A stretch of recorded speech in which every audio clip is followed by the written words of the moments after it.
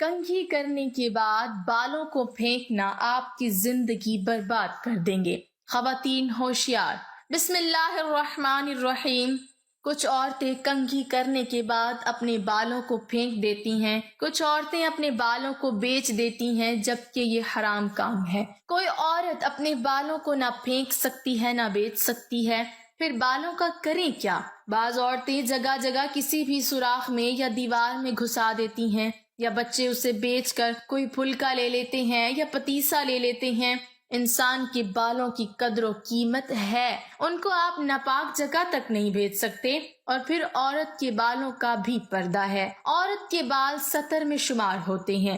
مردوں کے لیے جو سطر ہے وہ ناف سے لے کے گھٹنوں تک ہے، عورتوں کے لیے سطر میں جو چیزیں شمار ہوں گی وہ ہتھیلی، چہرہ اور تلوں کے علاوہ سارا جسم اس کا سطر ہے۔ اس کے بال بھی سطر ہیں۔ اگر کسی عورت کے بال دکھ رہے ہیں اور اس نے دوپٹہ اوڑھ لیا، لیکن اگر بال دکھ رہے تھے اور نماز پڑھی تو نماز نہیں ہوئی، کیونکہ بالوں کا چھپانا ضروری ہے۔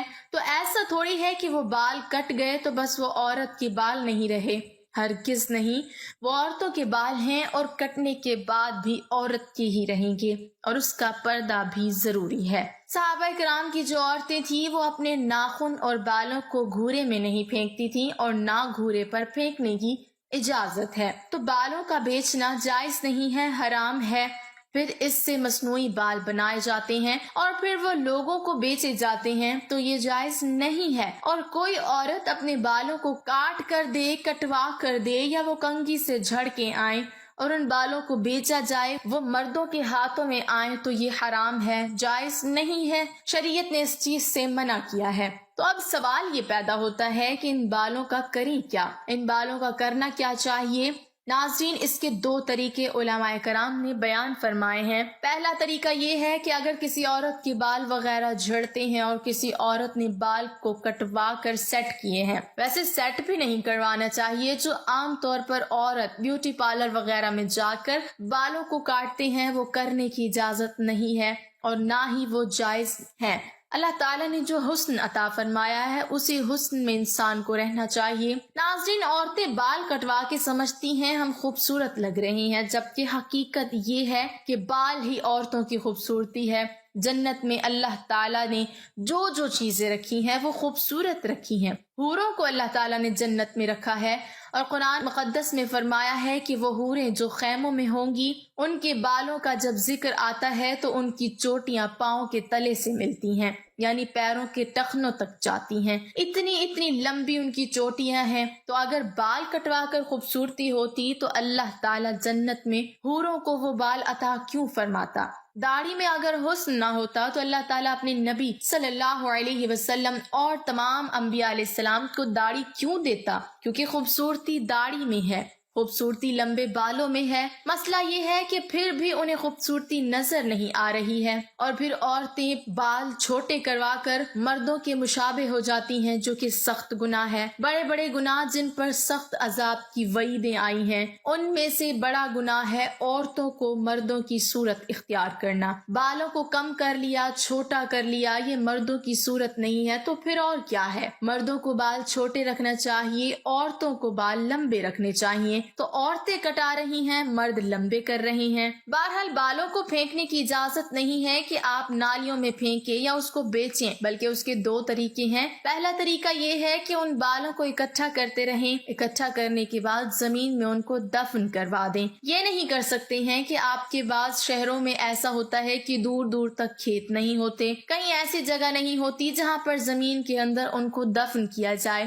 تو پھر ان کو کسی بند چیز میں یعنی کاغذ وغیرہ میں لپیٹ کر رکھتے رہیں اور اس کو اسی طرح سے کسی پاک جگہ پر ڈلوا دیں تاکہ ان بالوں پر کسی نامحرم کی نگاہ نہ پڑے۔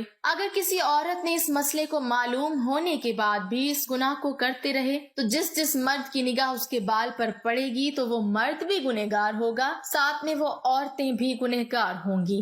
جو اس طرح کے فعل کرتی ہیں۔ خواتین سر سے اترنے والے بالوں کو معاشرتی رواج کے مطابق مناسب طریقے سے ٹھکانے لگا سکتی ہیں۔ شریعت اسلامیہ نے اس سلسلے میں کسی مخصوص طریقے کو لازم نہیں کیا، اس لیے بالوں کو کسی بھی مروجہ طریقے سے ٹھکانے لگایا جا سکتا ہے۔ اگر بالوں کے عطیات جمع کرنے والے ادارے ان بالوں سے جلنے یا کینسر سمیت کسی بھی وجہ سے بال ختم ہو جانے والوں کے لیے وگ تیار کریں اور یہ ادارے قابل اعتماد بھی ہوں تو انہیں بالوں کا عطیہ کیا جا سکتا ہے۔ بالوں میں کنگھی کرتے وقت اکثر خواتین کے بال ٹوٹ جاتے ہیں جن کو سب ہی کچرے میں پھینک دیتے ہیں، یا پھر کچھ خواتین تو صفائی کا بالکل خیال نہیں کرتی ہیں اور ان بالوں کو سڑک پر بھی پھینک دیتی ہیں، جبکہ خواتین کے بال بھی ان کے جسم کا ہی حصہ ہیں اور انہیں چاہیے کہ ان کو یوں کچرے کی زینت نہ بنائیں۔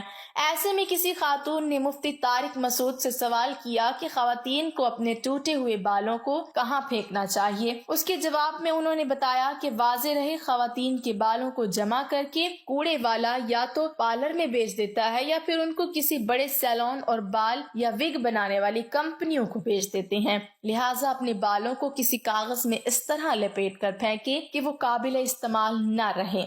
اللہ رب العالمین سے دعا ہے اللہ تبارک و تعالی تمام عورتوں کو، خواتین کو، مردوں کو رسول اللہ صلی اللہ علیہ وسلم کے بتائے ہوئے طریقوں پر عمل کرنے کی توفیق عطا فرمائے، آمین۔